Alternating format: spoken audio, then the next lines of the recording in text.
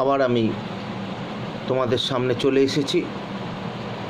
তোমাদের যে অধ্যায়ের যে জায়গাটা আমার পড়াবার কথা ছিল সেটি হচ্ছে ভূমিকম্প। যারা যারা আমার চ্যানেলটি দেখছো সবাই যেন এই চ্যানেলটি সাবস্ক্রাইব করে দাও। তাহলে ভূমিকম্পটা কি? বাড়িতে থাকলাম, হঠাৎ কেঁপে উঠলাম, সেটাই ভূমিকম্প? তা নয়। অ্যাকচুয়ালি আমরা পৃথিবীর উপরিভাগে বাস করি। এই পৃথিবীর উপরিভাগে আমরা বাস করার ফলে আমরা পৃথিবীর ভিতরের সম্পর্কে আমাদের সম্যক কোনো জ্ঞান নেই। একটা গ্লোবের মধ্যে একটা পিঁপড়েকে রেখে গ্লোবটাকে যদি ঘোরানো হয়, পিঁপড়েরটা যেরকম অনুভূতি হয় না, আমাদেরও পৃথিবী যে ঘুরছে আমাদেরও কোনো অনুভূতি হয় না। তাহলে একটা ছোট্ট উদাহরণ দিলেই আমরা বুঝতে পারবো যে পৃথিবীটা ঘুরছে আমরা কি করে বুঝবো? আমরা তো সবাই ট্রেনে উঠি। ট্রেনে উঠলে জানলা দিয়ে যদি দেখি যেদিকে ট্রেনটা ছুটছে তার উল্টো দিকে গাছপালাগুলো ছুটে বেরিয়ে চলে যাচ্ছে। তাহলে ট্রেনটি গতিশীল, পৃথিবীও গতিশীল। সেই কারণেই আমরা বুঝতে পারি যে আমরাও ঘুরছি। আর আমরা যদি স্থির থাকতাম তাহলে আমরা পৃথিবী থেকে ছিটকে বেরিয়ে চলে যেতাম। আমরা উপরিভাগে বাস করছি। পৃথিবীর ভেতরে টেম্পারেচার হচ্ছে 6400 ডিগ্রি সেন্টিগ্রেড। তাহলে পৃথিবীর ওপরে আমরা রয়েছি, ভেতরে এত টেম্পারেচার।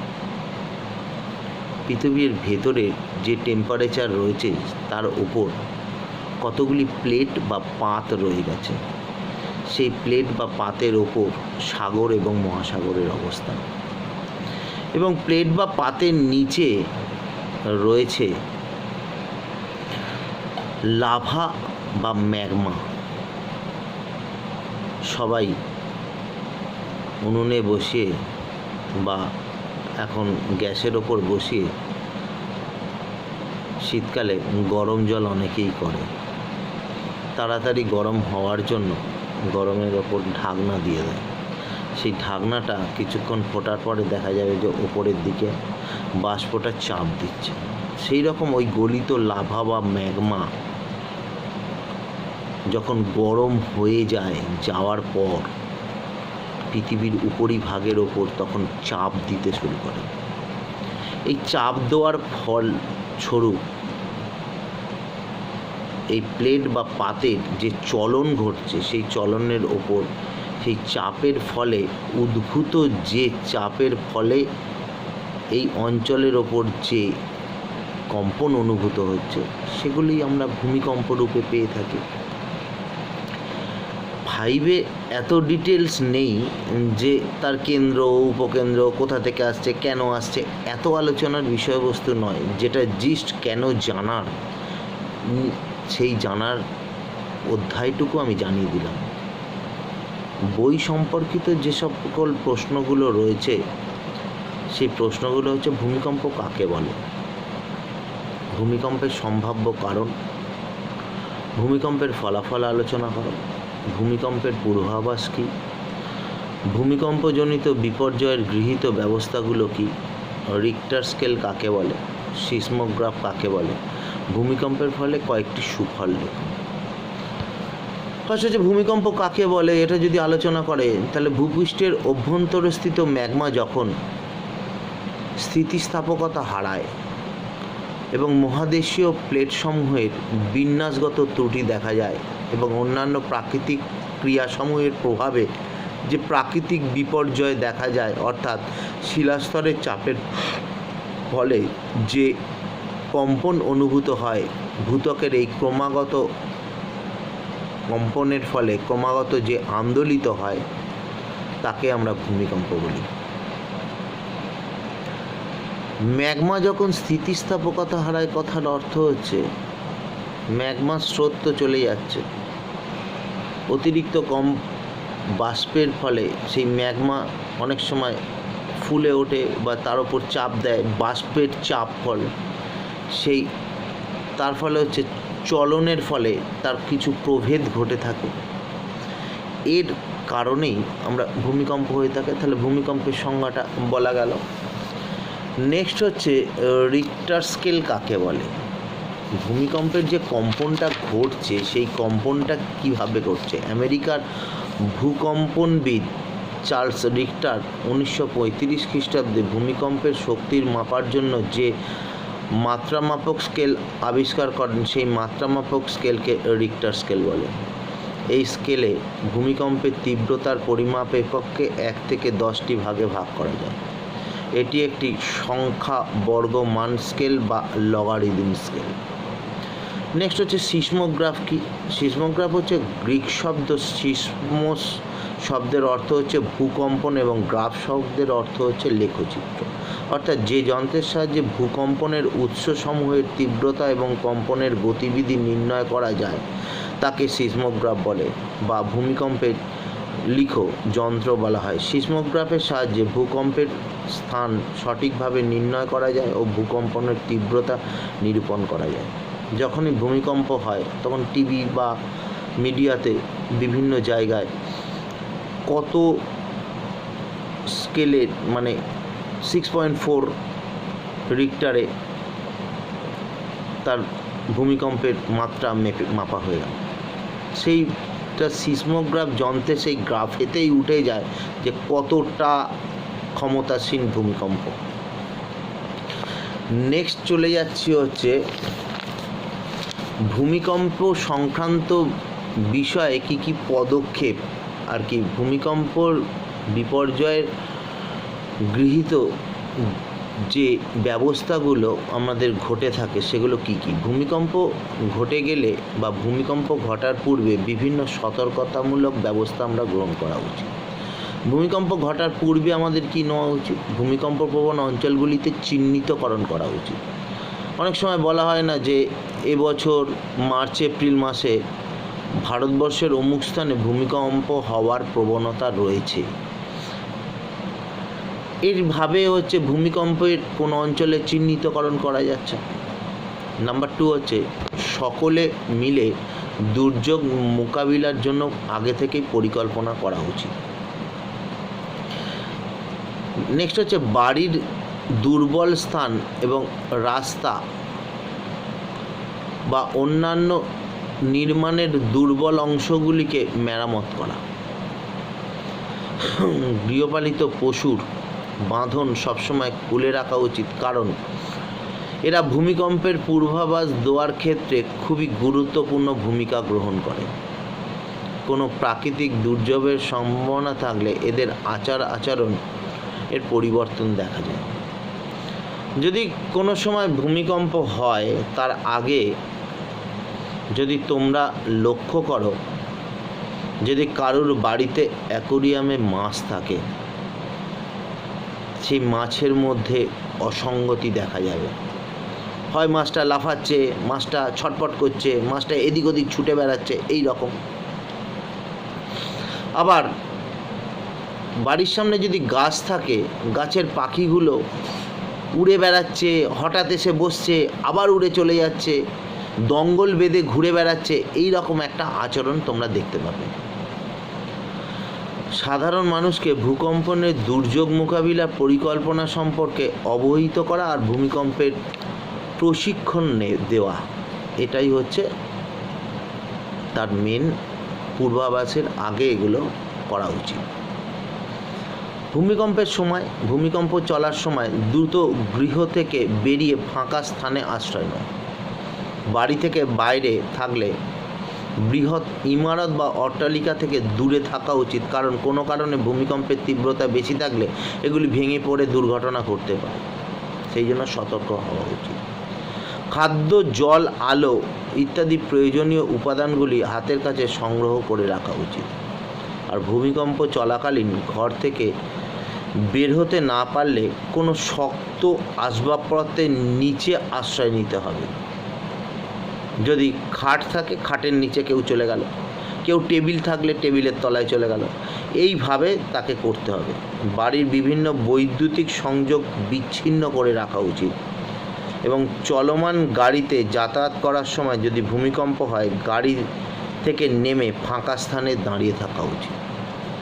এই হলো ভূমিকম্পের প্রথম পর্যায়ের মানে কীভাবে এর ব্যবস্থা করবে।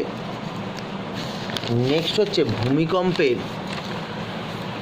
পূর্বাভাস কি। ভূমিকম্পের পূর্বাভাস থাকলে আমরা কি করব? ভূমিকম্পের পূর্বাভাস দেওয়া খুব কঠিন ব্যাপার। এখনো পর্যন্ত কোনো যন্ত্রপাতি বা বৈজ্ঞানিক পদ্ধতি আবিষ্কার হয়নি যার দ্বারা ভূমিকম্পের সঠিক পূর্বাভাস দেওয়া সম্ভব। তবে পারিপার্শ্বিক অবস্থা এবং বিভিন্ন দিক থেকে বিচার করলে ভূমিকম্পের কিছুটা পূর্বাভাস দেওয়া যায়। ভূমিকম্পের পূর্বাভাসের প্রধান দুটি ভাগে ভাগ করা যায়। একটা প্রাকৃতিক পরিবর্তনজনিত পূর্বাভাস, যেরকম জলের স্তরের উত্থান ও অবনমন দেখতে পেলে আমরা বুঝতে পারবো যে সেখানে ভূমিকম্প হবে। যেরকম কুয়ো বা হ্রদের জলের স্তর হঠাৎ ওঠানামা করে, কাদা মাটির ভেসে ওঠে। অনেক সময় জলাশয়ে জলের উপরিভাগে কাদা বা মাটি যখন ভেসে ওঠে তখন আমরা বুঝতে পারবো যে ভূমিকম্প হবে। অসময়ে যদি রামধনুর উদয় হয়, অসময়ে আকাশে রামধনুর উদয় দেখা দিলে আমরা ভূমিকম্পের পূর্বাভাস জানতে পারি। ঝর্ণার গতিপথ হঠাৎ যদি পরিবর্তন হয়ে যায় তাহলে বুঝতে পারা যাবে যে সেই অঞ্চলে ভূমিকম্পের পূর্বাভাস দিচ্ছে। সমুদ্রের অগ্রগমন এবং পশ্চাৎগমন মানে উপকূল অঞ্চলে সমুদ্রের অস্বাভাবিকভাবে এগিয়ে আসতে পারে আবার পিছিয়ে যেতে পারে। এর থেকে প্রমাণ হয় যে সমুদ্রের তলদেশে মৃদু তরঙ্গের আবির্ভাব হয়ে সেই অঞ্চলে ভূমিকম্পের হতে পারে। নেক্সট হচ্ছে যন্ত্রাদিজনিত পূর্বাভাস।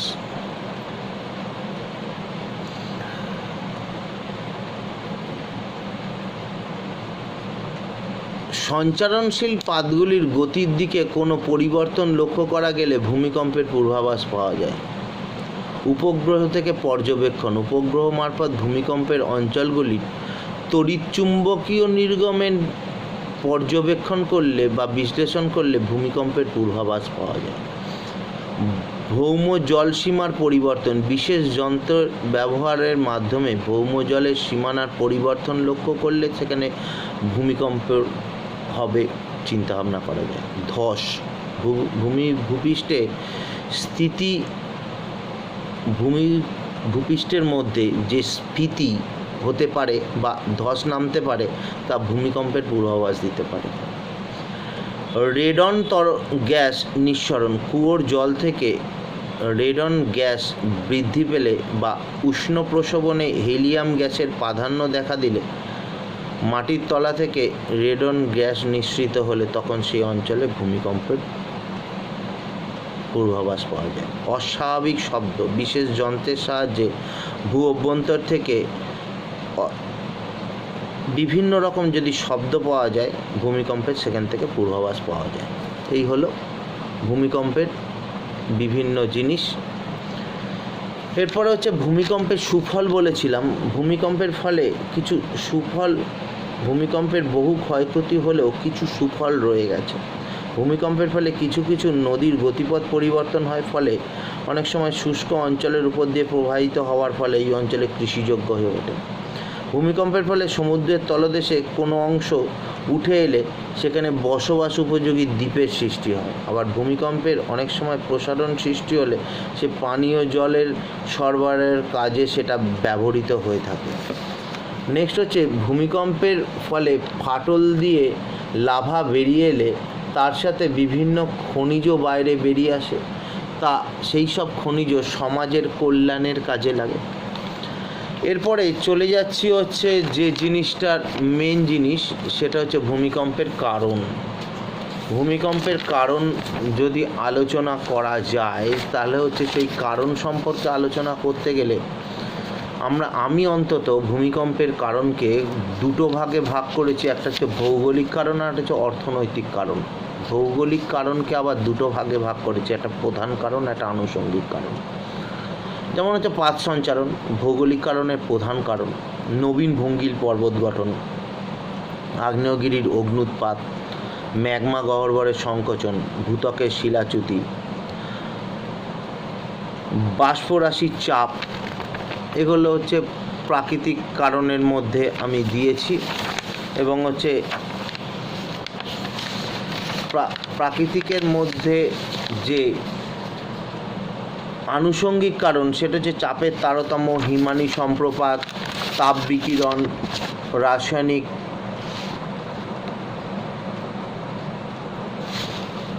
রাসায়নিক বিক্রেষণ, উল্কাপাত,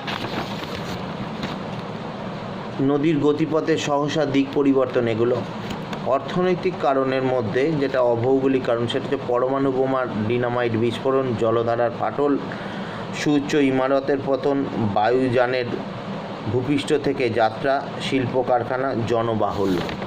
এগুলো হচ্ছে বিভিন্ন রকম কারণ।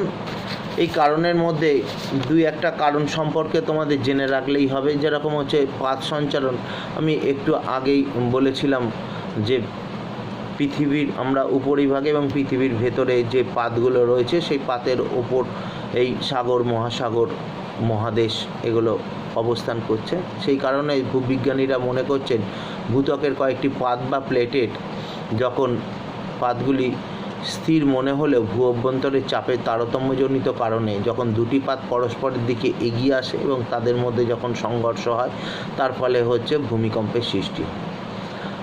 নবীন ভঙ্গিল পর্বত হচ্ছে পৃথিবীতে এইরকম দুটি পাত যখন কোমল শিলাস্তরের চাপের ফলে উত্থিত হয়ে সেই পলিস্তর ওপরে উঠে গেলে তখন সেটা ভাঁজ পড়ে যে পর্বতের সৃষ্টি হচ্ছে, সেটা হচ্ছে ভঙ্গিল পর্বত, নবীন ভঙ্গিল পর্বত। যেরকম হচ্ছে হিমালয় নবীন ভঙ্গিল পর্বত। নেক্সট হচ্ছে আগ্নেয়গিরির অগ্ন্যুৎপাত। প্রধানত সক্রিয় আগ্নেয়গিরি থেকে অনেক সময় লাভা প্রবাহ জনিত বাষ্পরাশির চাপে প্রবল বিস্ফোরণের ফলে ভূমিকম্প হয়ে থাকে। ম্যাগমা গহ্বরের সংকোচন, ভূগর্ভের ম্যাগমা গহ্বরে ম্যাগমা ক্রমাগত তাপ বিকিরণ করে এখনও সংকুচিত হচ্ছে। এর ফলে ভূ অভ্যন্তরের মধ্যে ভারসাম্য নষ্ট হয়, এই কারণে ভূমিকম্প। এতগুলো সম্পর্কে আলোচনা প্রয়োজন নেই। যেরকম হচ্ছে নদীর গতিপথে সহসা পরিবর্তন, দীর্ঘদিন ধরে নির্দিষ্ট খাতের প্রবাহিত নদী হঠাৎ গতি পরিবর্তন করতে চাইলে উপকূল ভাগের প্রচণ্ড সংঘর্ষে সেখানে ভূমিকম্প হয়ে থাকে। বজ্রপাত, রাসায়নিক ভূতাত্ত্বিক এর মতে প্রচণ্ড বজ্রপাতের ফলে ভূমিকম্প হতে পারে। যে অঞ্চলে তোমরা দেখবে যে বজ্রপাতে বাজ পড়ছে, তখন দেখবে সেই অঞ্চলের বুকে মৃদু ভূমিকম্প অনুভব করা যায়। কারণ সেই অঞ্চলে যার ওপর পড়ছে বা যেখানে পড়ছে সেখানে হচ্ছে তার ফলে সেই অঞ্চলটা কম্পন অনুভূত হয়। পারমাণবিক বোমা বা ডিনামাইট যখন বিস্ফোরণ হচ্ছে, সেই বিস্ফোরণের ফলে সেই পাহাড়ি অঞ্চলের সাইড থেকে ভেঙে পড়ছে। অনেকে পাহাড়ে ঘুরতে গিয়ে দেখেছে যে পাহাড়ের বিভিন্ন অঞ্চলে বিকট আওয়াজের ফলে পাহাড় ভেঙে পড়ছে। সেগুলো হচ্ছে ডিনামাইট দিয়ে পাহাড় ফাটিয়ে, আজকে আমরা বাড়িতে যে পাথর লাগাচ্ছি, ওই ডিনামাইট থেকে ফাটিয়েই পাথর ওখান থেকেই আমরা নিয়ে আসি। তার ফলে হচ্ছে সেই অঞ্চলে বিস্ফোরণের ফলে বা পরমাণু বিস্ফোরণ, যেটা হচ্ছে পোখরানে পরমাণু বিস্ফোরণের ফলে সেই অঞ্চলের বাড়িঘর ভেঙে পড়েছিল। এইটার ফলে হচ্ছে পরমাণু বোমার বিস্ফোরণের ফলেও সেই অঞ্চলে ভূমিকম্প অনুভূত হয়েছিল। জলাধারের ফাটল, খুব বেশি পরিমাণে জলাধারে জল যদি রাখা হয়, সেই অঞ্চলের জলের চাপের ফলে যখন সেই অঞ্চলের জল ফেটে জলাধারকে ক্র্যাক করে যখন বেরিয়ে আসার চেষ্টা করে, সেই প্রচণ্ড পরিমাণে চাপ পড়ার ফলে সেই জলাধার ফাটলের সৃষ্টি হয়। এগুলো হচ্ছে অর্থনৈতিক কারণ, এগুলো বলে দিলাম। লাস্ট পয়েন্ট চলছে ভূমিকম্পের ফলাফল। ভূমিকম্পের যে ফলাফল যেগুলো রয়েছে, ভূমিকম্পের ফলে কি ঘটে থাকতে পারে। ভূমিকম্পের ফলে উপকূলের উচ্চতার পরিবর্তন ঘটতে পারে, চ্যুতির সৃষ্টি করতে পারে, দ্বীপ গঠন করতে পারে, হিমানি সম্প্রপাত বা ধসের সৃষ্টি হতে পারে, সুনামির সৃষ্টি হতে পারে, নদীর গতিপথ পরিবর্তন হতে পারে, হ্রদ সৃষ্টি হতে পারে, বন্যা হতে পারে, মানবীয় জীবনের ওপর প্রভাব পড়তে পারে, মূল্যবান খনিজের পেতে পারি। এগুলো হচ্ছে ভূমিকম্পের ফলাফলে এগুলো হতে পারে।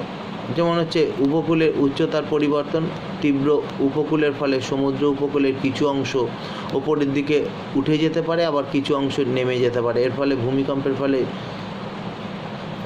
উপকূল অঞ্চলের উচ্চতার পরিবর্তন ঘটে যেতে পারে। আজকে আমরা সুনামি 2004 সালে হয়েছিল, সেই সুনামির সময় সমুদ্রের অঞ্চলের বিশাল তটবর্তী অঞ্চল বসে গেছে। তার ফলে অনেক সময় আমরা এখন শুনি যে সমুদ্রে লোকেরা ডুবে যাচ্ছে। অ্যাকচুয়ালি সেই অঞ্চলের বুকে সবাই প্রায় পুরীতে ঘুরতে যাও। সেই পুরীতে ঘুরতে গিয়ে তোমরা দেখেছো যে পুরীর স্বর্গদ্বার থেকে আপ টু তোমরা যদি মোহনার দিকে যাও, দেখবে প্রচুর বাড়িঘর ক্র্যাক হয়ে রয়েছে। তারপর হচ্ছে সমুদ্রের তটটা অনেকটা ভেঙে সমুদ্রের কাছে চলে এসছে। সেই সব অঞ্চলে লোককে কিন্তু সমুদ্রে চান করতে নামতে দেওয়া হয় না, কারণ সেই অঞ্চলের বুকে বোল্ডার ফেলে সেই ঠিক করে রাখা নেই। কোথাও 1 কোমর জলে নামার পর সে যখন তার পরের স্টেপ যখন দিচ্ছে, সে অঞ্চলের উপকূল এতটাই ভেঙে গেছে, সে হয়তো 2 মানুষ সমান জলের মধ্যে ডুবে গেল। এবার জলের মধ্যে ডুবে গেলে সেই অঞ্চলের সেই বালির মধ্যে সে ডুবে গিয়ে তারপর সে হচ্ছে আর উঠতে পারছে না। তার ফলেই মানুষ কিন্তু মরে যাচ্ছে। এই কারণে এর ফলাফল ভয়াবহ আকার দেখা দিয়ে, সেই ভয়াবহ আকার দেখা দেয় বলেই সমুদ্রের যে কোনো জায়গায় স্নান করতে নামার জন্য বাধা নিষেধ রয়ে গেছে। দীঘা থেকে অনেকে মন্দারমণি, তারপর আরও বিভিন্ন জায়গায় যেগুলো ঘুরতে যায়, শঙ্করপুর যেসব জায়গায় ঘুরতে যায়, সেসব অঞ্চল তো ঘিরে রাখা আছে। সেখানে চান করতে নামতেই লোককে দেয় না, কারণ সেই অঞ্চলে কেউ বলছে চোরাবালি, কেউ বলছে উপকূল অঞ্চল ভগ্ন ভেঙে পড়েছে। সেই অঞ্চলের বুকে এই রকমও দুর্ঘটনা ঘটতেই পারে। তারপর যে দ্বীপ গঠন, তীব্র ভূমিকম্পের ফলে যত বিস্তীর্ণ উপকূল অঞ্চলের উচ্চতা হ্রাস ঘটলে তা যেমন সমুদ্রের তলদেশে বিলীন হয়ে যায়, আবার অনেক ক্ষেত্রে আবার বিপরীত প্রক্রিয়ার ফলে সমুদ্র থেকে নতুন ভূখণ্ডের আবির্ভাব ঘটে থাকে। 2013 সালের 26শে সেপ্টেম্বর পাকিস্তানে ঘটে যাওয়া ভূমিকম্পে আরব সাগরে সৃষ্ট কাদার দ্বীপ হচ্ছে এর একটি উল্লেখযোগ্য উদাহরণ। এরকম ফলাফলের বিভিন্ন রকম ফলাফল এত ডিটেলসে তোমাদের নেই। তোমরা ভূমিকম্প সম্পর্কে সম্যক যে জ্ঞান এবং তার প্রশ্ন কি হতে পারে তার উত্তর তোমাদের দিয়ে দিলাম।